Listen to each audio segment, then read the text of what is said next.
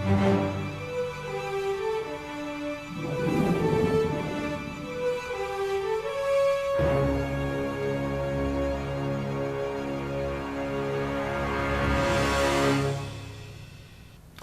welcome to Bourne Calling. I'm Skip Barlow. It's Wednesday, April 7th, and I'm here with my brother Tom tonight. Tom's going to give us an update on what the Wareham Sewer Commissioners have been working on. And I'm going to review a little bit on the wastewater issue, the disposal issue, where does it go? And then we'll do an update on modeling in our town of Bourne area and some of Onset, just to get the counts and give you an idea where that is, so we know where we are right now. And I'm going to turn it over to Tom. And just so you have a little idea what my background is, I've been involved as a shell fisherman for, pretty much my whole life, but at least the last 50 years in the coastal habitat, not only here in Bourne, but in Wareham and in the surrounding areas, the coastal inshore fishermen. So I have a very good idea of where the tides come and flow and ebb and how things move here. Because I've been working in it my whole life, and a lot of other shell fishermen and local coastal fishermen have. And after discussing a lot of different issues with them, this is kind of a combination of a lot of people's opinions of where the tides come and go and where they would settle out. So I'm going to turn it over to Tom right now and give him the opportunity to update us on what he's been following. So. Hi, Tom Barlow. I was a Bourne selectman for 12 years, but I was a Bourne sewer commissioner for 11 years, and I signed the initial intermunicipal agreement to tie into Wareham with our downtown Buzzards Bay sewer system that we had built back in the late 80s, early 90s. Anderson Nichols and was the engineers. Selco was the construction group that put forward the main sewer line in Buzzards Bay. So I have some familiar with sewer and sewer lines and sewer construction, and I also served on the Buzzards Bay project as a grant award committee, giving grants to various towns for their projects, and the Buzzards Bay Action Committee I served as on the board of directors, and then on the Buzzards Bay Action Committee, which later became the Buzzards Bay Advisory Committee, for 8 or 10 years on that as well. So I have a little bit of background about those issues. Recently, 3/25, March 25th, the Wareham Sewer Commissioners met, and they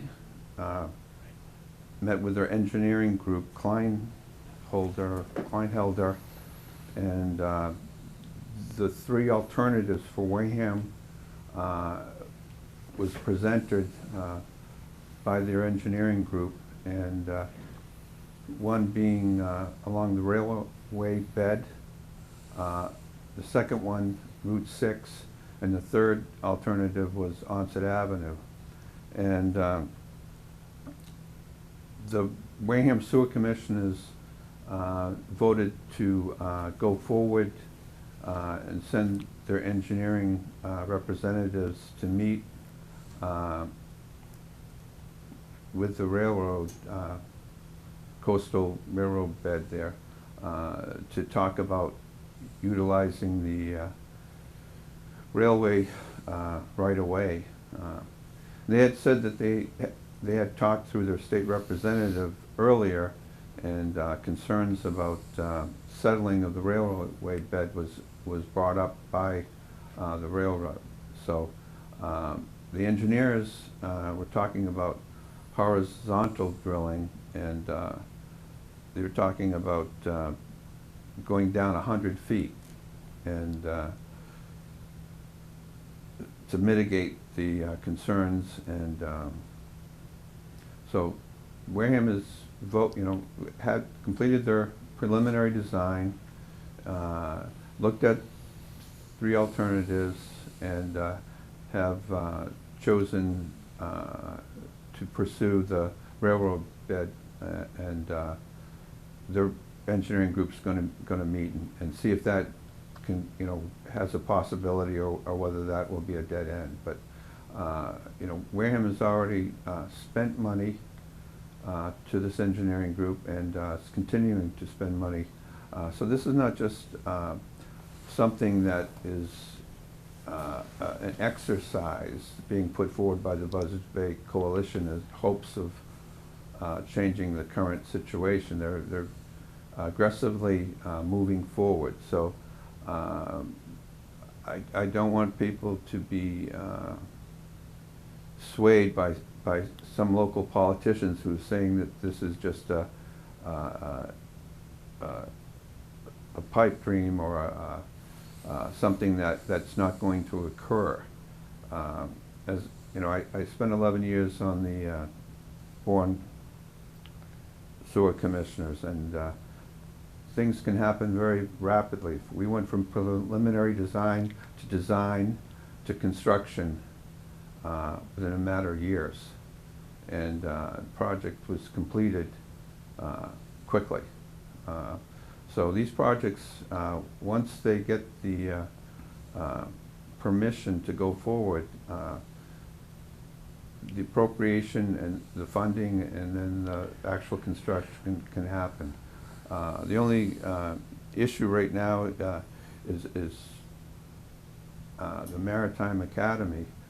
At this point in time, to my knowledge, they do not have in their hand or in their possession a permit to discharge 3 million gallons per day at the canal. So that application process, I don't even know if it's actually formally begun. But the testing, as we saw a couple of weeks ago, is being done by the Marine chairman at the Maritime Academy to get 2 years of data as far as what the existing marine life is in that area. Skip? Okay, thank you, Tom. It was very enlightening. I'm going to move forward a little bit, really kind of quickly, and just cover what we discussed earlier, not tonight, but at a previous show, the canal and its design and where the wastewater wouldn't go. And everybody's pretty much in agreement, the Upper Bay project and us, that it's not likely to go into Cape Cod Bay. Very little bit of the wastewater that's put in on the Buzzards Bay end will actually go into Cape Cod Bay. The design of the canal is such that and the fact that the tide goes up and down 9 feet on one end and 4.5 feet on the other end, it doesn't really leave the canal. So everything that's dumped in on this end when the canal is going towards Sandwich is going to come back, and the tide really moves fast. So the suspended solids, which are in the water, this is what comes from the sewer plant. It's called it's like gray water almost. It's very minute particles that come through the filters that end up in the coastal habitat. They're going to go down with the tide, and they're going to come back with the tide. They're not going to be in the shellfish there, right there at Mass Maritime, because they won't settle out. The tide moves too fast. It just moves too fast. They stay close to the top. They're fresh water.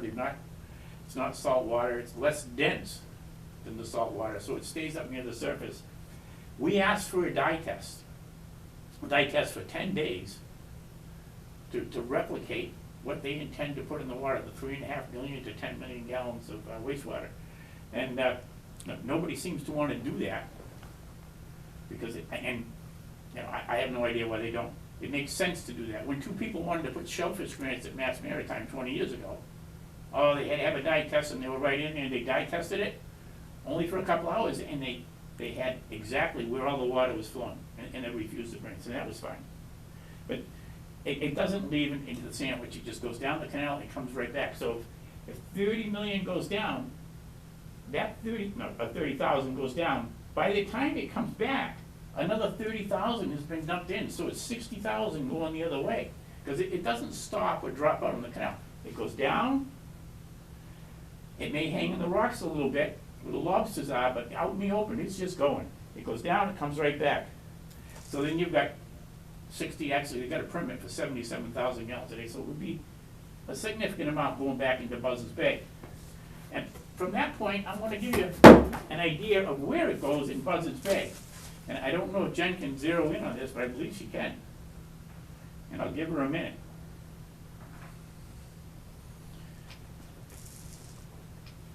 If you look at my little dot here, that's the sandwich end. That's where it doesn't go into Cape Cod Bay. It goes to Mass Maritime here, all the way down, then it comes back. And then, of course, it goes by the Mass Maritime, the tide turns and flows the other way, and it goes into Buzzards Bay. And as it gets down here, past Hog Island and Massey Island, the water is coming out of Buttermilk Bay. The outfall is right here. The water coming out of Buttermilk Bay when the tide's falling pushes this water towards the other side of the canal. Then it gets almost the middle, and it comes down by number 11 in Hog Island, and it's really coming out of Onset, and it really agitates this water, and it moves it to this side of the canal, and it goes right in this little sluiceway here. Water, it always follows the path of least resistance. That's what it does. So water here goes this way and goes down, and it follows right around this bar. Another water goes this way, and it all mixes together down towards the end of Wings Neck. This tide runs this way for 6 hours. At 6 miles an hour right here. And here it slows down to about 4 knots in this area. It doesn't move so fast. And it gets right down to about as far as what they call sealed rocks in front of Scraggy Neck. That's as far as the water will go. It goes all the way down to here, and it stops right about here. That's 6 hours to get there. Then it turns. And when it turns, it goes in. In here, it comes in, all inside of Pecasset, Katomet, comes right in this area here. This water's been coming continuously. So it goes back into Phineas Harbor, and up in Back River, into Eel Pond. It goes up here into Onset, way into Onset. It's really kind of rough. Well, this is Buttermilk Bay here. So it comes up into Buttermilk Bay, comes into Onset. This is Onset Island, this is Wickett's Island, this is all the beaches here, and this is Broad Cove in the back. This is all area, this area is all sewered, and these are pretty high counts for an area that's sewered. They got 66, Buttermilk Bay is only 67, so Onset has 66. Their bathing beach has 78, which is pretty high. So the water, when it comes back, it doesn't go up the canal. It goes into all these little shallow areas back in here. And when it gets back into those areas, it slows down. And when it slows down, the suspended solids that are in the water start to settle out. They don't settle out in the canal because they're moving really fast. And they don't settle out when the tide turns because it comes right back. This is all hard sandy bottom out here. It's no mud. When you get back in here, like Little Bay and Monument Beach, that really gets hammered. It catches all that waste. It's like a big arm reaching out, and it catches all there's no water coming in here to push the solids back out. So they settle out here. They settle up in Eel Pond, Back River. They settle right here. There's no river coming in to push the solids back out. They just settle out right there. Hens Cove is a perfect example. Red Brook is a perfect example. And it's really odd. I took pictures, underwater pictures in front of Bass's Island and just south of Scraggy Neck on the same day, a couple of years ago in the summertime. I took pictures on the same day. And I brought them. This is a picture on the same day. I took them on the same day. This is the grass beds south of Scraggy Neck Dike with this sewer or wastewater does not reach. This is what it looks like. It was nice, clean grass beds, no algae, looked really good. Now on the same day, I went in front of Bassett's Island, which is, in other words, the first picture was taken just south of Scraggy Neck Dike. The next picture I took right in here, in front of Bassett's Island. And this is what the bottom looked like. It was all algae blooms. And I don't know if Jen can see them that well, but she's coming in pretty good. And that's what it looks like. It looks like fuzz on the grass. You can see it. That's actually what it looks like. It's huge. And I'm going to give you a picture of the actual holding it in my hand. And I don't know if this is going to come out very good, but I think Jen can get in on it. You see the fuzz on that piece of grass? That's algae. And what happens is that algae stops it from getting sunlight. So the grass keeps growing longer because it needs the sunlight to survive. And as it grows longer, it should be growing a root system, but it can't. It spends all this energy growing this grass, and then in the winter, it dies right out and it's gone. That's why we don't have grass beds anymore, because the algae just coats them and they can't get sunlight. So that's just a little bit about that. And that is happening everywhere north of Scraggy Neck. In other words, the north side of Scraggy Neck, along in here in Wings Neck, up into Barlow's Landing. This is Hens Cove.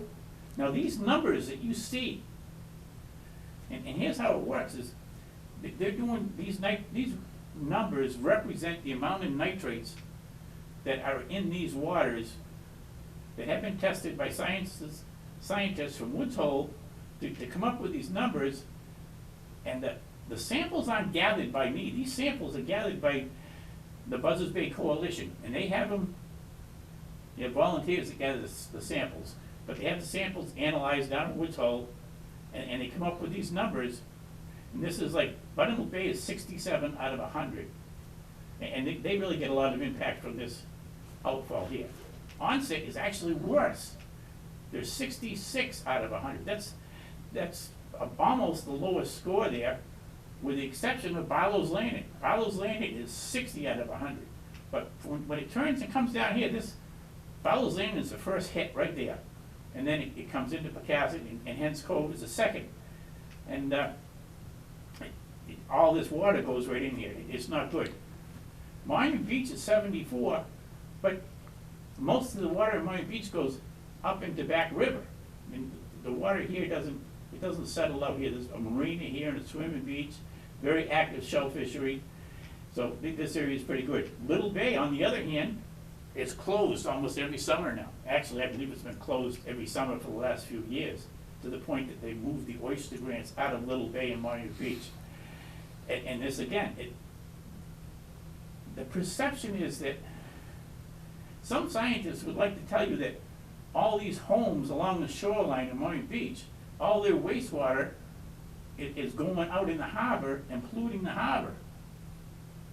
But if you were a fisherman, you would know that that's not true. Because when the freshwater upwells in the coastal habitat in the wintertime, if the water temperature is below 32 degrees, which it often is here, you'll get saltwater ice, which is 28 degrees. If you're a man who digs cohogs or clams or oysters, any place that the fresh water is coming up through the bottom will freeze. It'll be anchor frost. It's frost. You can't get a rake into it. So you know every place where the fresh water is coming up. And it's usually along the shoreline, or if there's a spring hole somewhere. Hens Cove in particular has a really big spring hole right in this area here. It's like a 12-foot diameter spring hole. So it freezes, bang. You know it's all freshwater seepage. Buttermilk Bay, same thing. The perception is that a lot of the leaching from your sewer system is going into the bay. But it's not really. It's going down. Right along the edge of the bay, you get a little freshwater seepage, a couple of springs out here, another spring down here in Buttermilk Bay. But the rest of the bay, there's no upwelling of fresh water at all. It's kind of a myth.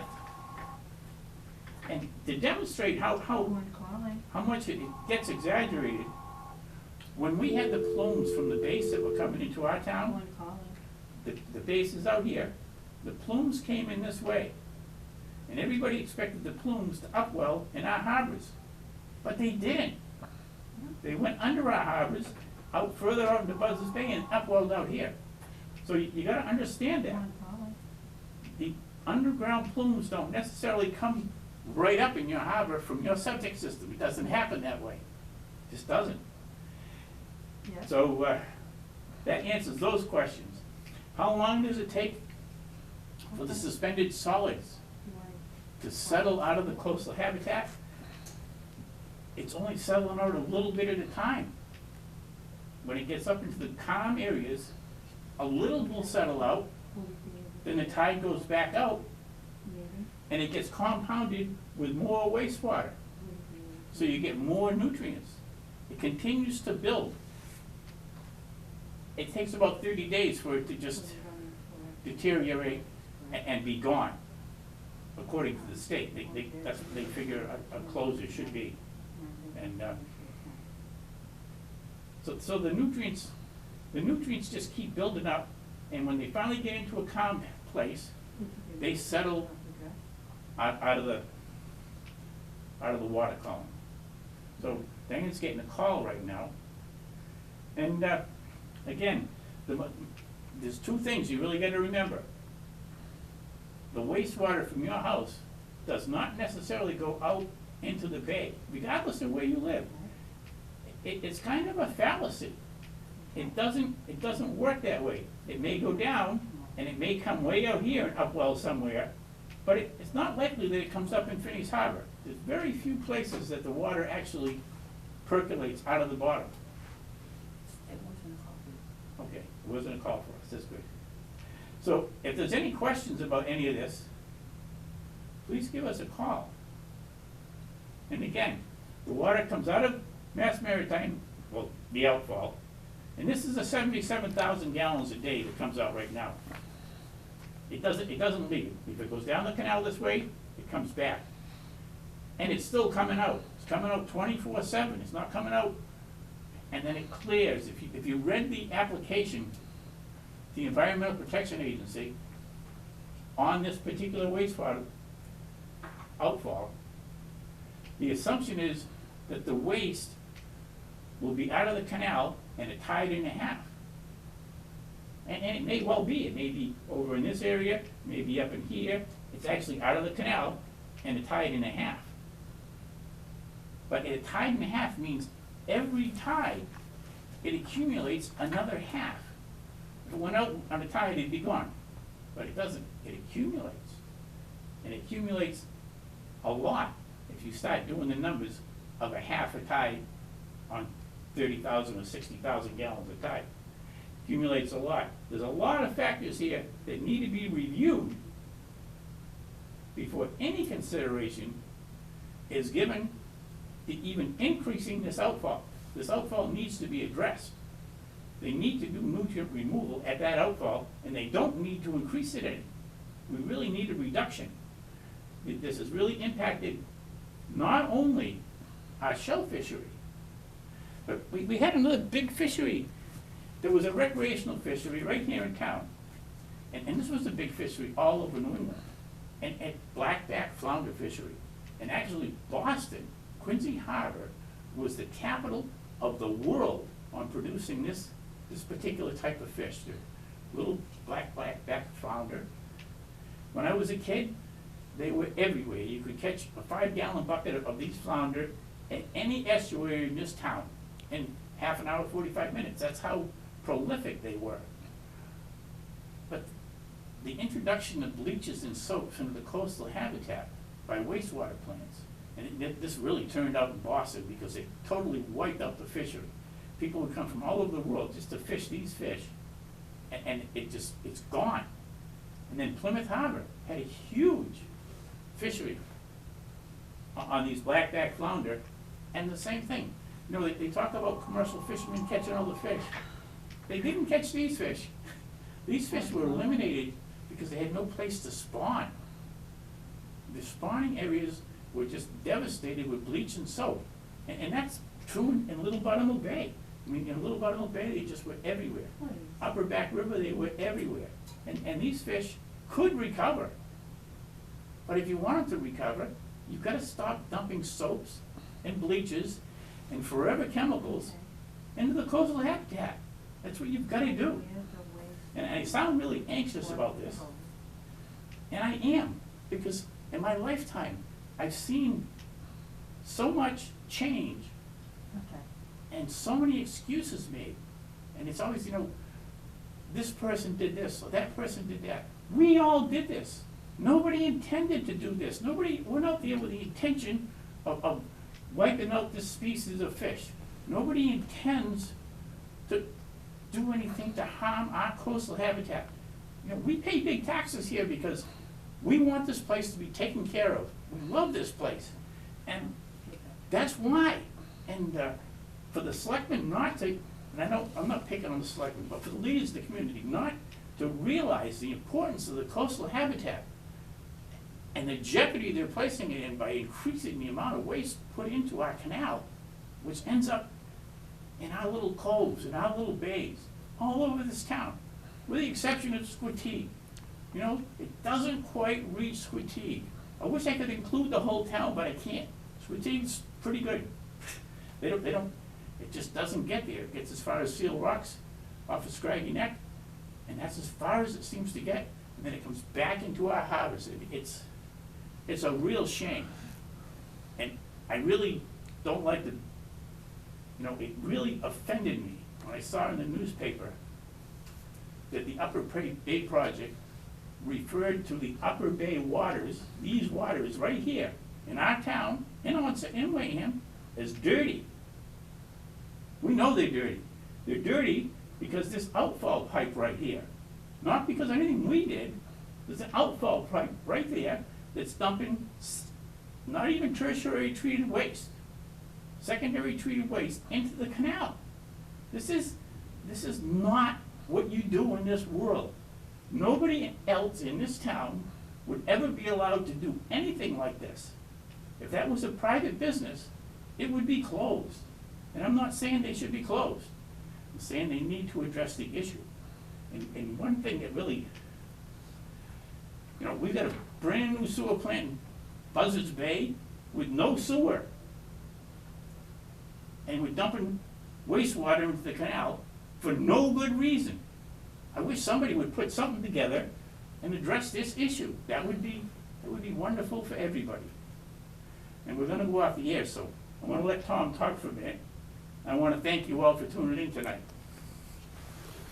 As Skip said, the coalition, the Wareham Sewer Commissioners, the Bourne Selectmen, and the Mass Maritime Trustees are all trying to improve and address situations they have.